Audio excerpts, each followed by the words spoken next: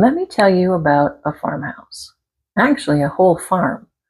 This farm was located on, well, it still is located on what was it was a hot spot for the Mormons on the Mormon Trail. They would go from Nauvoo, Illinois to Salt Lake City.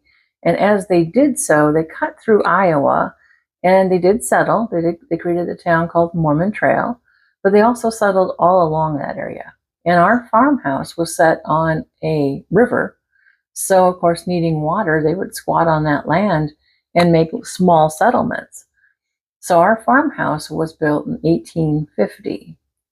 And so we had, like I said, we went from the great big Foursquare to this small 1950s farmhouse. Now the farmhouse, it was built in what they call a T style. It was it had 2 rooms down and 2 rooms up. I'm assuming that at one point, the 2 rooms upstairs were just for sleeping, and then downstairs you had a living room and some sort of a kitchen area, maybe dining kitchen area, maybe an outdoor kitchen, obviously an outhouse because there was no bathroom.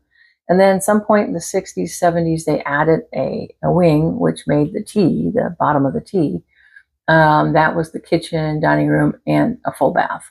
And then from there on, it was added on. The laundry room was added on. And then I boxed in the carport on the back and made another living area so that we could make room for our 3rd child who was fostered. And at this point, we had 80 acres. It sat on 400, I think. And it was nothing but rolling hills, trees. It was in the middle of boonies.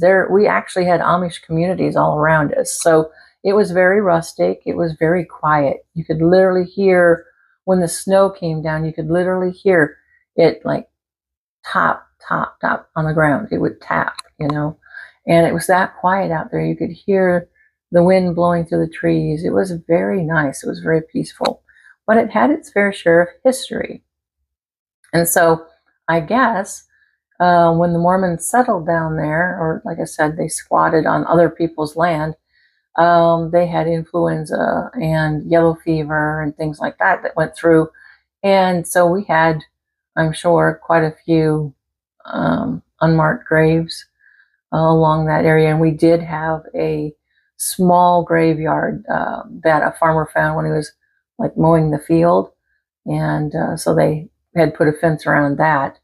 And that was all from the 1800s. So, maybe a family plot. I don't know. But this farm we had many experiences at this farm. One of the most prevalent ones for me, was a Native American. I did not expect that, and I've never had that experience since. I've seen quite a few ghosts, like one many of us saw at Waverly Hills Sanatorium. But that's another story for another day. That was kind of fun. But this one kind of surprised me. We had moved in, and I think the first thing that we saw when we were out there, and we all experienced this, was a small boy. He was blonde, very blonde-headed, and he wore the traditional, I would say, like prairie-style clothing, where he had like a whitish cotton top and brown cotton-type pants, and then the overalls to hold everything up. Probably somebody's secondhand clothes, and he was a small boy. And every so often we would see him and think it was our son, because my son at the time was very blonde-headed, knobby-kneed, gangly. He was, 3 at that point? 3, 4. And so he was just a cute little guy. But anyway, it wasn't him. Almost every single time, it was this child, and he would be standing in the living room, or he, past the foot of our bed, and he would just disappear. So part of history, definitely residual. There was no interaction whatsoever. And then one of the other things that was kind of fun, we had bought the farm from an estate, and the estate was from, I think, 5 brothers who owned like 400 acres, all the land that was around us. They originally owned it and farmed it. And they had cattle and things like that too. We lived on more of the cattle section because we had a huge feeder barn and a huge hay shed. So they obviously had a lot of cattle. But it was about harvest time, I think. And by this time, my husband had moved to Arizona. He lived there 4 years for a job, and we just didn't want to move to Arizona. We bought this farm, 80 acres, for $80,000 with a house, barn, everything. And so we knew that there was some value to that, especially when we went to Arizona and you couldn't buy, a tiny piece of land in the middle for that. It was all desert and didn't really care for it for horses. So we wanted to stay where we were at. And so he went ahead and took this job that was a 4-year stint, and we stayed back. So anyway, my foster daughter and I shared the bedroom upstairs, the larger bedroom, and we had the window open. And it was right about harvest season, deer season, that kind of thing. And we were sleeping, and my daughter woke me up. She was kind of in a panic. She was kind of flighty anyway, but she was kind of in a panic because she heard voices. And at first I'm thinking, she's just, she had a dream. But then as I kind of woke up, I heard them too. And there were several men. They sounded like they were like below our window in the driveway. So I thought, well, maybe they were deer hunters or some sort of hunters that maybe thought our farm was abandoned, because it did. It set up on a hill way back off the road, and the house was old, and so maybe they just didn't think anybody lived there. So I went to lean over to look out the window, and I could see there was nobody in the driveway. So I don't know exactly where they were. I thought maybe the wind was carrying their voices. And I leaned over, and as soon as my hands touched the ledge on the windowsill, the voices disappeared. And they were pretty, they were pretty bawdy. They were loud. They were talking like a bunch of guys, and you take this field, I'll take that field, that kind of thing. And then they just disappeared. The voices were gone. We listened for a while, didn't hear anything. I looked at her and I said, maybe it's just a bunch of hunters in the field not too far from here, and maybe their voices are being carried by a breeze. I don't know. They're gone. So we went back to bed, and of course neither of us could sleep. After a few minutes of relaxing, we heard them again, but this time it was like they knew they disturbed us because they were quieter. We could hear them, but they were much quieter. Thinking, that is really weird. And so I got up again, and I looked out the window. Nobody in the driveway. I was going to lean down. As soon as my hands touched the windowsill, gone. And then we didn't hear him. We didn't hear him after that. I don't know, I don't know where they went, but this would happen infrequently. It would happen either during planting season or harvest season. So my guess is maybe it was the brothers getting together to take care of their land. It was what we call a residual haunt.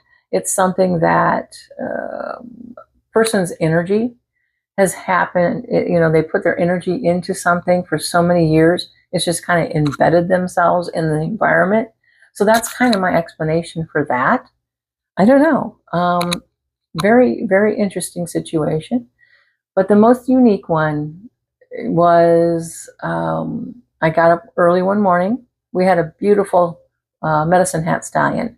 A medicine hat stallion is mostly white. He's a paint horse, but they're mostly white, sometimes blue eye, brown eye, or 2 blue eyes, and then very limited markings. They have spots on their hat, and they call it a hat, and he wears like a brown hat with 2 brown ears and a little bit of brown on his top of his head.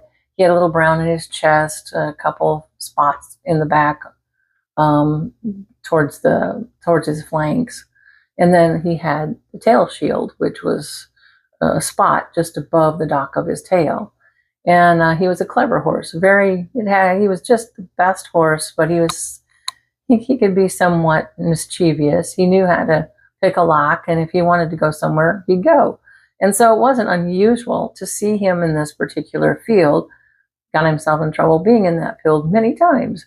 So when I went outside that morning, it was early, and I needed to restoke our fire. We heated with a wood recirculator because out there it wasn't worth heating a house with propane that was that small when you could use a wood recirculator.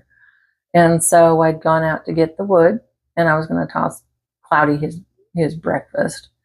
And I looked as I walked out. I was looking at the wood pile, and I saw a white horse in the field. Well, that wasn't our field. He wasn't supposed to be there, but that was his favorite thing to do. He would just wait till I got up in the morning and stare at me.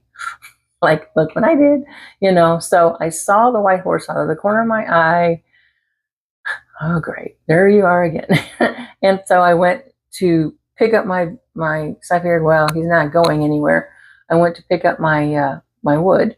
And as I turned to look at the wood to pick it up, I realized that was not Cloudy. This horse was similar to Cloudy. He was very white. But this horse had a handprint on his butt, and he had a circle around his eye, and he had a feather that hung from his mane, and he had an owner. And the owner was a Native American, breechcloth, the whole 9 yards, just sitting on top of him. And he kind of acted like maybe he was, I don't know, maybe a guard or a patrol, just watching over the land, because he didn't see me at first. But of course, I'm surprised at what I'm seeing. So I'm standing there staring at him. And I think after a few seconds, he realized I'm staring at him, because then he looks dead at me. The horse even raises its head and looks at me, and he's gone. He just disappeared. Not even a slow fade. He's just gone. That was probably the most unique experience on that farm I had. Did not expect that. But I was happy to say that my horse was where he belonged, and I did feed him and get my hay.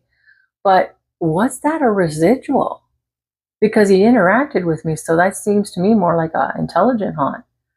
And honestly, I don't think I ever saw him again.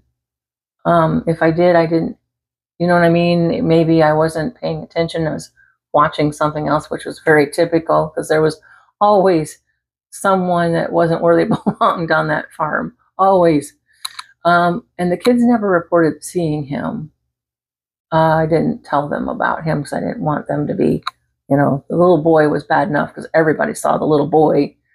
And like I said, my oldest daughter was kind of flighty, so I didn't need her to be worried. But that was the first and last time I ever saw that Native American. But that was an amazing experience. It was it was as lifelike. It did not look like a ghost at all. It could have just been a Native American standing there. You could have, touched it. It looked so real. But then it just gone, just right before my eyes. And like I said, it's during the day.